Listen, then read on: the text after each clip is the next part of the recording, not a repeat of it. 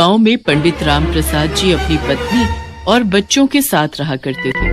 पंडित राम प्रसाद गांव में बने भगवान शिव के मंदिर में कई वर्षों से पूजा और सेवा का कार्य संभाल रहे थे।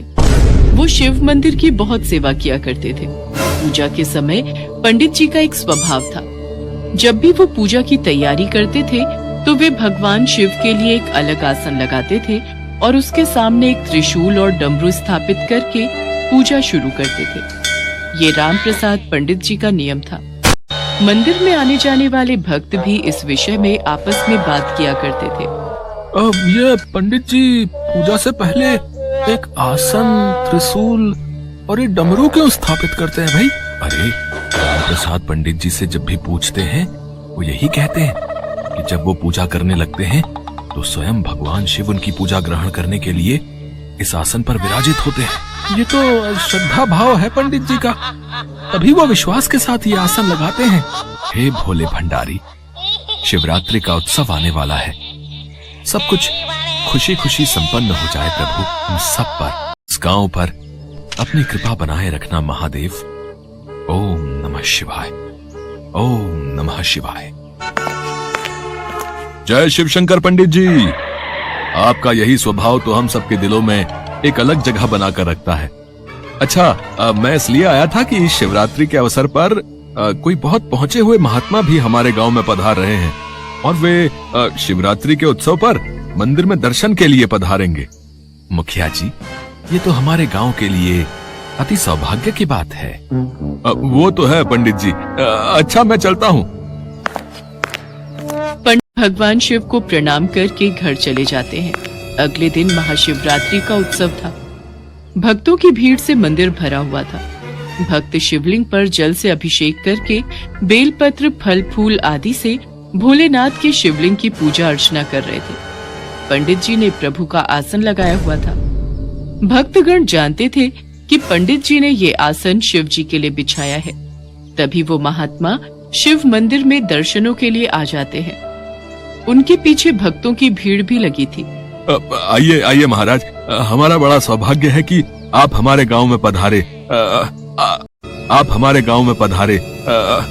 आज महाशिवरात्रि के पावन अवसर पर आपने आकर इस मंदिर की शोभा बढ़ा दी। महात्मा जी की जय, महात्मा जी की जय। सबका कल्याण हो। पहले हम मंदिर में थोड़ी देर विश्राम करना चाहेंगे। अच्छा, तो ये आसन हमारे लिए बिछाया है। अति सुंदर, अति सुंदर। अब क्षमा कीजिए महाराज, अब इस आसन पर आप नहीं बैठ सकते क्योंकि इस पर तो साक्षात महादेव विराजमान है। अपमान, घोर अपमान। क्या कभी महादेव भी ऐसे किसी आसन पर विराजमान हो सकते हैं? असंभव। विश्वास पर तो दुनिया कायम है महात्मा जी, और मेरा विश्वास है कि भगवान शिव सदैव मेरे द्वारा लगाए इस आसन पर बैठते हैं। अच्छा, कैलाश पर रहने वाले महादेव इतने मंदिरों को छोड़कर, इतने पूजा पाठ करने वाले पंडितों को छोड़कर यहाँ तुम्हारे आसन पर आकर बैठ गए, तो और संसार के बाकी भक्त तो पूजा व्यर्थ में ही कर रहे हैं।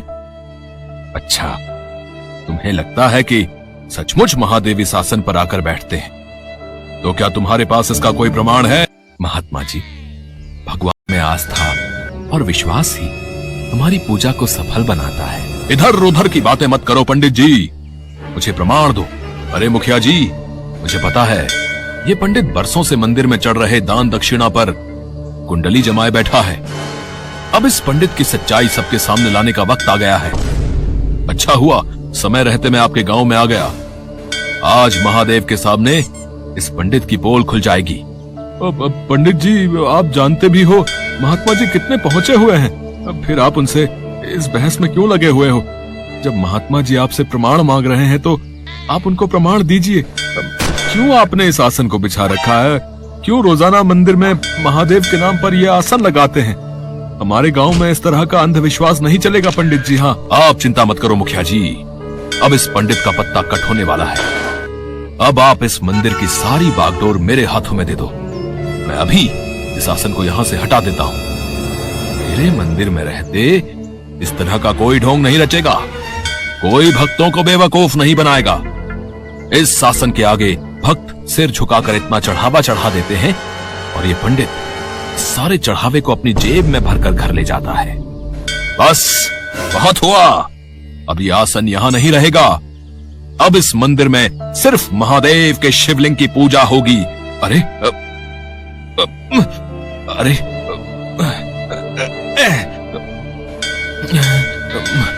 अरे ये आसन यहां से हिल क्यों नहीं रहा? ओहो, मैं आसन को यहां से हटा क्यों नहीं पा रहा? महात्मा जी आसन को हिला रहे थे पर आसन टस से मस नहीं हुआ। हे शिव शंकर, हे भोले भंडारी, आपकी जय हो प्रभु। मेरे विश्वास की जीत हुई, मेरी पूजा का फल मुझे मिल गया मेरे भोले। पूनम का उल्टा हाथ बचपन से बेजान था, इसलिए उसके लिए जो भी रिश्ता आता था मना हो जाता था। ऐसे ही एक दिन, अरे बिमला, लड़के वाले आ गए हैं। पूनम बिटिया तू चाय ले जा, बाकी मैं ला रही हूँ। माँ, लड़की का एक हाथ खराब है, ध्यान से देखो। मदन जी, खाना पीना तो होता ही रहेगा है? हम बेटे से बात करके आपको कुछ दिनों में जवाब भेज देंगे। अच्छा, अब हम चलते हैं, ठीक है? पूनम के लिए एक और घर का रिश्ता मना हो गया था। वो बिना कुछ बोले थैला उठाकर सब्जी लाने के बहाने घर से बाहर चली जाती है। घर से बाहर निकलते ही वो फूट फूट कर रोने लगती है। मदन और बिमला भी बहुत दुखी होते हैं। पता नहीं मोहल्ले की सब लड़कियों के हाथ पीले हो गए, हमारी पूनम के भाग्य में न जाने क्या लिखा है। जो भी लड़का देखने आता है इसके एक हाथ की खराबी की वजह से मना कर देता है। क्या करे बिमला, वो दिन मुझे आज भी याद। तो जी, बारिश बहुत तेज हो रही है, मुझे नहीं लगता ये झुग्गी ज्यादा देर तूफान सहन कर पाएगी। तू पूनम को संभाल और जरूरी सामान बांध ले। मैं देखता हूँ, कोई सहायता मिल जाए तो ये जगह खाली कर देंगे। तभी आंधी तूफान तेज हो जाता है और झुग्गी का छप्पर पूनम के ऊपर गिर जाता है। बिमला अचानक से चिल्ला पड़ती है, पूनम मेरी बच्ची, क्या हुआ तुझे? ये क्या अनर्थ हो गया भगवान, मेरी बच्ची।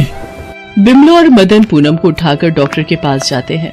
बच्ची के हाथ पर भारी वजन गिरा है, इसलिए ये हाथ अब उम्र भर बेजान रहेगा। पता नहीं हमारी बेटी के साथ ही ऐसा क्यों होना लिखा था। आप दुखी मत हो, पूनम बाजार से आती होगी, आपको ऐसे देखेगी तो वो भी परेशान होगी। माँ बापू, क्या बातें चल रही हैं? आज तो मैं थक गई। ये लो माँ, सारी सब्जियां ले आई हूँ जो कुछ तुमने बोला था। तभी पड़ोस की महिला आ जाती है। राम राम बिमला बहन, ये लो मुंह मीठा करो, मेरी बिटिया सुमन का रिश्ता पक्का हो गया है। बहुत ही अच्छा घर पर। मुझे कुएं के जल से ही शिवलिंग पर जल से अभिषेक करना है, पर मैं वृद्ध हूँ, कुएं में से पानी निकालने में असमर्थ हूँ। क्या तुम मेरी सहायता करोगी? हाँ बाबा, मैं अभी आपके लिए कुएं से बाल्टी भर कर लाती हूँ। पूनम बाल्टी उठाकर कुएं के पास जाती है और कुएं से पानी निकालने लगती है। उसे याद ही नहीं रहता कि उसका उल्टा हाथ तो काम ही नहीं करता, पर वो दोनों हाथों से पानी की बाल्टी खींच लेती है और उस बूढ़े व्यक्ति के पास ले जाने लगती है। तो बूढ़ा व्यक्ति वहाँ नहीं होता। पूनम अपने दोनों हाथों की ओर देखती है। जो उल्टा हाथ बरसों पहले अपाहिज हो गया था, आज उसने उसी हाथ से कुएं से पानी निकाला। वो भागती हुई घर जाती है। माँ देखो, मेरा हाथ ठीक हो गया, भगवान भोलेनाथ ने मेरा हाथ ठीक कर दिया। क्या ये इतना बड़ा चमत्कार? हे शिव शंकर, आपका ये कैसा अनोखा चमत्कार है प्रभु। मेरी बिटिया का हाथ ठीक हो गया, भगवान आपकी महिमा अपार है। पूनम बिमला और मदन को मंदिर में घटी सारी घटना विस्तार से बताती है।